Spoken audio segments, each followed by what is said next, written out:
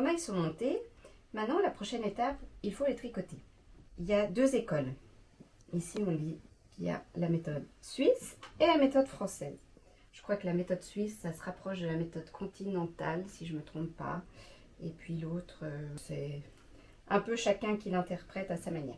Je vais commencer par vous montrer la méthode française. Donc en fait, moi je les appelle, il y a la méthode qui consiste à aller pêcher le fil et la méthode qui consiste à entourer le fil.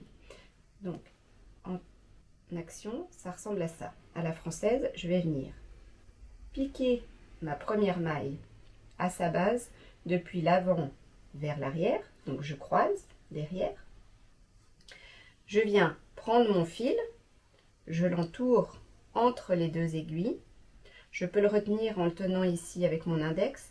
Et l'idée, c'est que je vais faire passer cette boucle ici à la base de la maille que j'ai piquée. Et ensuite, cette maille que j'ai piquée, je vais venir la faire sortir de cette pointe. Donc, je tiens mon fil, je viens sortir cette pointe.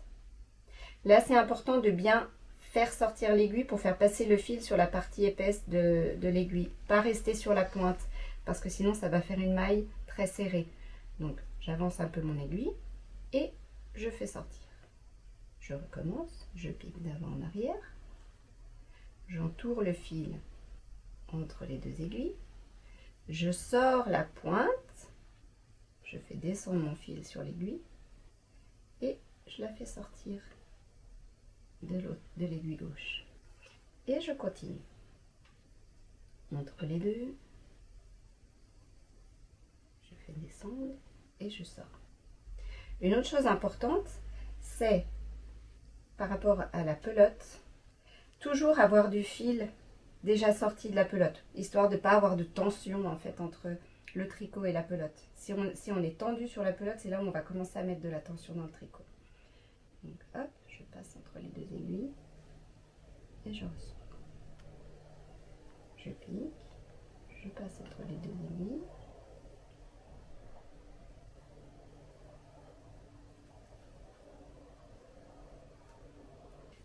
Je vais un petit peu plus vite sur la fin du rang, comme ça je vous montre une fois que j'ai terminé comment procéder. Donc là, la dernière, je continue. Voilà.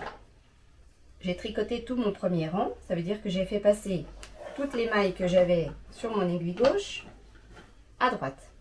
Donc maintenant, comment continuer? Ben simplement, je vais échanger. Je vais reprendre à gauche les mailles que je viens de tricoter pour me retrouver avec à droite mon aiguille vide. Très souvent, quand on retourne, ça ressemble à ça. Et très souvent, on pense que ça devrait aller comme ça. Et c'est là où on commence à se tromper parce qu'on commence à tricoter cette maille-là et puis après celle-là. Et en fait, on augmente. En réalité, ce fil-là, il doit rester devant. Et cette boucle qu'on voit ici, c'est la maille qu'on a tricotée. Elle doit être plus bas pour ressembler à toutes les autres. Donc si je tire vers le bas, là c'est bon. Je vois bien que la maille que je dois tricoter en réalité c'est celle qui est sur l'aiguille et non pas la boucle qui a tourné. Donc ça c'est bien important d'être attentif à ça. Donc bien faire redescendre la base. Et moi je vais venir travailler ici. La base, je passe entre les deux aiguilles et je ressors. Et voilà. Toutes les mailles à gauche, vous pouvez les tenir avec votre pouce et votre majeur pour les empêcher de partir. Nous, on travaille essentiellement avec les index et avec la main droite qui pivote. Et puis, c'est important aussi de les faire remonter au fur et à mesure, pas commencer à tirer. Donc, je pique, hop, et là, voilà. Vous voyez, mon pouce, là, il maintient les autres mailles pour pas que celle-ci, elle parte avec l'autre. J'ai jamais trop compris si on l'appelait le point mousse parce que ça faisait un tricot un peu plus aérien, un peu plus mousse que le point jersey qui est un point plus plat dont on parlera dans une autre vidéo. Mais voilà, le point mousse ça ressemble à ça, à une continuité de petites vagues. Donc ça c'était la méthode dite à la française. Maintenant la méthode dite à la suisse.